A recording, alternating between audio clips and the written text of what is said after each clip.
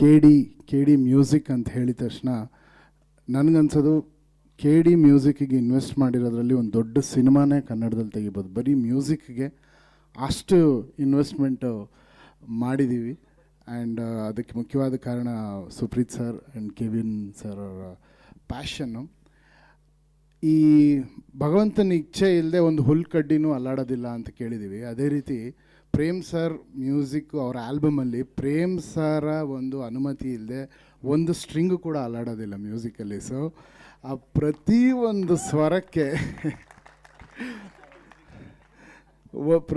ಸ್ವರಕ್ಕೆ ಅಥವಾ ನೀವು ಏನೇನು ಸೌಂಡ್ ಕೇಳ್ತಾ ಇದ್ದೀರ ಪ್ರತಿಯೊಂದು ವಿಷಯಕ್ಕೂ ಅವರೊಬ್ಬರೇ ಓನರು. ಅವರಿಂದನೇ ಅದು ಸಾಧ್ಯ ಆಗಿರೋದು. ನಾನು ಅವರು ಏನೇನು ಹೇಳಿದ್ದಾರೆ ಆ ಹಾದಿನಲ್ಲಿ ನಡೆದಿದ್ದೀನಿ ಅಷ್ಟೇ. ಯಾಕಂದರೆ ಕಂಪೋಸಿಂಗಿಂದ ಹಿಡಿದು ಅವರ ಸಿನಿಮಾದಲ್ಲಿ ಟ್ರ್ಯಾಕ್ ಸಿಂಗರು ಕೂಡ ಅವರೇ. ಕೀಬೋರ್ಡ್ ಒಂದು ನಾನು ನುಡಿಸ್ತಾ ಇದ್ದೀನಿ, ಅದು ಬಿಟ್ಟರೆ ಅದು ಅವರೇ ನುಡಿಸ್ಬಿಡ್ತಾರೆ. ಅದಕ್ಕೆ ಸರ್ ಅದನ್ನು ಮಾತ್ರ ಕಲ್ತ್ಕೊಬೇಡಿ ಸರ್ ಅಂತ ಬಿಟ್ಟಿದ್ವಿ. ಯಾಕಂದರೆ ಪೆನ್ನು ಪೇಪರ್ ಇಟ್ಕೊಂಡು ಕೂತ್ಕೊಂಡ್ರೆ ಟಕ ಟಕ ಟಕ ಅಂತ ಲಿರಿಕ್ಸ್ ಹೋಗ್ತಾ ಇರುತ್ತೆ. ಮಗ ತಗೋ ಟೇಕ್ ಮಾಡು ಅಂತ ಮೈಕ್ ಇರುತ್ತೆ. ಮೈಕ್ ಮುಂದೆ ಹಾಡೋದು ಅವರೇ. ಮಿಕ್ಸಿಂಗ್ ಮಾಡ್ತಾ ಇದ್ದಾಗಲೂ ಇಲ್ಲ ಇದು ಎದೆಗೆ ಗುದ್ದಬೇಕು ಅಂತ ಹೇಳಿ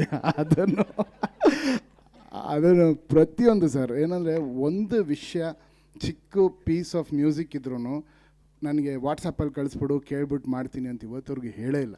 ಅವ್ರು ವಿಜಯನಗರದಿಂದ ಹೆಬ್ಬಾಳಕ್ಕೆ ಆ ಟ್ರಾಫಿಕಲ್ಲಿ ಬರ್ತಾರೆ.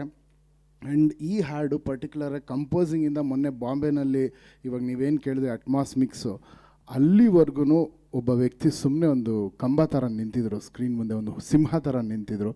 ಅದೆಲ್ಲ ಕ್ರೆಡಿಟ್ಸ್ ನಿಮಗೆ ಹೋಗ್ಬೇಕು ಸರ್. ಚೆನ್ನಾಗಿರುತ್ತೆ, ಹಂಗೆ ಬೈತಾರೆ. ಯಾಕಂದರೆ ನನಗೆ ಒಂದು ತುಂಬ ಎಮೋಷ್ನಲಾಗಿ ಹೇಳ್ಬೇಕಂದ್ರೆ ಒಂದು ಅಣ್ಣನ ಸರ್ ಒಂದು ನಿಮಿಷ ರೀ. ನಾನು ಈ ಕರೋನಾ ಟೈಮಲ್ಲಿ ನಮ್ಮ ಅಣ್ಣನ ಕಳ್ಕೊಂಡೆ, ಬಟ್ ಆ ಸ್ಥಾನ ತುಂಬಿದ್ದಾರೆ ನನ್ನ ಲೈಫಲ್ಲಿ ಪ್ರೇಮ್ ಸರ್. ಯಾವಾಗಲೂ ಆ ಥರನೇ ನಾವಿಬ್ಬರು ಕೆಲಸನೂ ಮಾಡಿರೋದು. ಅದು ಯಾವತ್ತೂ ಒಂದು ಮ್ಯೂಸಿಕ್ ಡೈರೆಕ್ಟ್ರ್ ಅಂತ ಕೆಲಸನೇ ಮಾಡಿಲ್ಲ. ಯಾಕಂದರೆ ಅವ್ರು ಫೋನ್ ಮಾಡಿದ್ರೆ ಎಲ್ಲಿದ್ದರೂ ಎದ್ದು ನಿಂತ್ಕೊತೀನಿ. ನಾನು ಏನೇ ಆದ್ರೂ ಅವ್ರ ಹಿಂದೆ ನಿಂತಿರ್ತೀನಿ. ಯಾಕಂದರೆ ಅವ್ರ ಪ್ಯಾಷನ್ ಅಂಥದ್ದು. ಒಂದು ಕಣ್ಣಲ್ಲಿ ಯಾವಾಗಲೂ ಒಂದು ಫೈರ್ ಇರುತ್ತೆ, ಒಂದು ಪೀಸೂ ಕಮ್ಮಿ ಆಗಬಾರ್ದು. ಆಮೇಲೆ ಈ ಲಿಸ್ಟ್ ನನ್ನ ಕೈಲಿ ಹೇಳೋಕ್ಕೆ ಆಗಲ್ಲ ಸರ್, ಎಷ್ಟು ಜನ ನುಡಿಸಿದ್ದಾರೆ ಅನ್ನೋದು. ಇವರು 1000 ಜನ ವಿಷುವಲಲ್ಲಿ ಹಾಕಿದ್ದೀರ ಸರ್, 1000 ಮೀರಿ ಮ್ಯೂಸಿಷಿಯನ್ಸ್ ನುಡಿಸಿದ್ದಾರೆ. ನಾವು ಫೋನ್ ಮಾಡಿದ್ರೆ ಬಾಂಬೆಗೆ ಅಯ್ಯೋ KVNನಿಂದ ಫೋನ್ ಬಂತು. ಯಾಕಂದರೆ ಎಷ್ಟು ಜನ ಇದ್ದಾರೆ ಅಷ್ಟು ಜನ ಬೇಕು ಅಂತಾರೆ. ಈಗ ರಿದಮ್ ಮಿಕ್ಸಿಂಗ್ ಅಂತ ಹೇಳಿದ್ರೆ ಬಾಂಬೆನಲ್ಲಿ ಎಷ್ಟು ಜನ ಇದ್ದಾರೆ ಸರ್, ಬೆಸ್ಟ್ ಅಂದರೆ ಒಂದು 80 ಜನ ಇರ್ಬೋದು. ಅಂದರೆ ಆ 80 ಜನರನ್ನು ಕರೀರಿ ಅಂತಾರೆ. ಆ 80 ಜನರನ್ನ ಡೇಟ್ ತಗೊಂಡು ಅವ್ರನ್ನೆಲ್ಲ ಸೆಟ್ ಮಾಡೋಕ್ಕೆ ನಮಗೆ ಇತ್ತೀಚೆಗೆ ನಾವು ನಮ್ಮ ಭಾರತದ ಲೆಜೆಂಡು ಜಾಕಿರ್ ಹುಸೇನ್ ಸಾಬ್ನ ಕಳ್ಕೊಂಡ್ವಿ. ಅವರ ಬ್ರದರ್ ತೌಫಿಕ್ ಖುರೇಶಿ ಅವರು ಫುಲ್ ರಿದಮ್ ಸೆಕ್ಷನ್ನ ನಮಗೋಸ್ಕರ ಅರೇಂಜ್ ಮಾಡಿದ್ದು. ಅವ್ರು ಬಂದಾಗಲೇ ನಮ್ಮ YRF ಸ್ಟುಡಿಯೋ ಫುಲ್ ತುಂಬೋಗೋದು. 100-120 ಜನ ಯಾವಾಗಲೂ ಇರೋರು. And India's best sound engineer Eric Pillai ಅವರು ಕೆಲಸ ಮಾಡಿರೋದು. ಸೊ KDನಲ್ಲಿ ಏನೇ ಮುಟ್ಟಿದ್ರು ದಿ ಬೆಸ್ಟ್. ಈಗ ನೆಕ್ಸ್ಟ್ ಸಾಂಗಿಗೂ ಅಷ್ಟೇ, ಯಾರ ಕೈಗೆ ಸಿಗಲ್ಲ ಅವ್ರನ್ನೇ ಕೇಳ್ತಾರೆ ಸರ್. ಅವ್ರು ಹೇಳಿದ ತಕ್ಷಣ ಸರ್ ಇವ್ರು ಸಿಗಲ್ಲ ಸರ್, ಹೌದಾ ಹಂಗನ ಅವರೇ ಬೇಕು ಸಾರಿ. ಆ ಥರ ತುಂಬ ಸಿಂಗರ್ಸ್ಗೆ 6 ತಿಂಗಳು 7 ತಿಂಗಳು ವೆಯ್ಟ್ ಮಾಡಿದ್ದೀವಿ. ಅವ್ರು ಕೆಲವರು US ಅಲ್ಲಿರೋರು. ಇನ್ನೂ ಭಾಳಷ್ಟು ವಿಷಯಗಳಿದೆ, ಸಿಂಗರ್ಸ್ ಹೆಸರೆಲ್ಲ ಹೇಳ್ತಾ ಹೋಗ್ತೀವಿ. ಬಟ್ ನನ್ನ ಲೈಫಿನ one of the best experience K D album music create ಮಾಡ್ತಾ ಇರೋದು one of the best experience. ಯಾಕಂದರೆ ಯುರೋಪಲ್ಲಿ 264 ಪೀಸ್ ಆರ್ಕೆಸ್ಟ್ರಾ ಇಂಡಿಯಾದಲ್ಲೇ ಯಾವ ಸಿನಿಮಾಗೂ ಯಾರೂ ಮಾಡಿಲ್ಲ.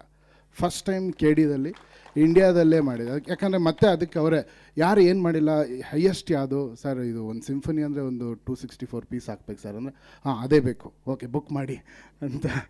ಸೊ ಆ ಎಕ್ಸ್ಪೀರಿಯನ್ಸ್ ಕೊಟ್ಟಿದ್ದಕ್ಕೆ thank you so much sir, thank you. And ಪ್ರತಿಯೊಬ್ಬರು ಅದ್ಭುತವಾಗಿ ಕೆಲಸ ಮಾಡ್ತಾರೆ. ನಾನು ಕೆಲವೊಂದು ವಿಜುವಲ್ಸ್ ಎಲ್ಲ ನೋಡಿದ್ದೀನಿ. Anand audio Shyam sir thank you so much. ಅವರು ಕೂಡ ಈ ಆಲ್ಬಮ್ ಅಂದರೆ ತುಂಬ ಪರ್ಸ್ನಲ್ ಇಂಟ್ರೆಸ್ಟು. ಅವ್ರು ಯಾರೇ ಹೋದ್ರೂ ನನ್ನದೇ ಸಿನಿಮಾ ತೊಗೊಂಡೋದ್ರು ಸರ್ ಪ್ರೇಮ್ ಸರ್ ಥರ ನೀವು ಪಬ್ಲಿಸಿಟಿ ಮಾಡ್ತೀರಾ, ಕೊಡ್ತೀನಿ ಅಂತ. ಸರ್ ನಾನೇ ಸರ್ ಮ್ಯೂಸಿಕ್ ಇಲ್ಲ ಪ್ರೇಮ್ ಸರ್ ಥರ ಎಲ್ಲನೂ ಪಕ್ಕಾ ಮಾಡ್ತೀರಾ, ಓಕೆ ನೀವು ಕೇಳಿದ ರೇಟ್ ಕೊಡ್ತೀನಿ ಅಂತಾರೆ. ಅಂತೂ benchmark Prem sir. So thank you so much ಈ ಅವಕಾಶ ಕೊಟ್ಟಿದ್ದಕ್ಕೆ ಎಲ್ರಿಗೂ ಥ್ಯಾಂಕ್ ಯು ಸರ್.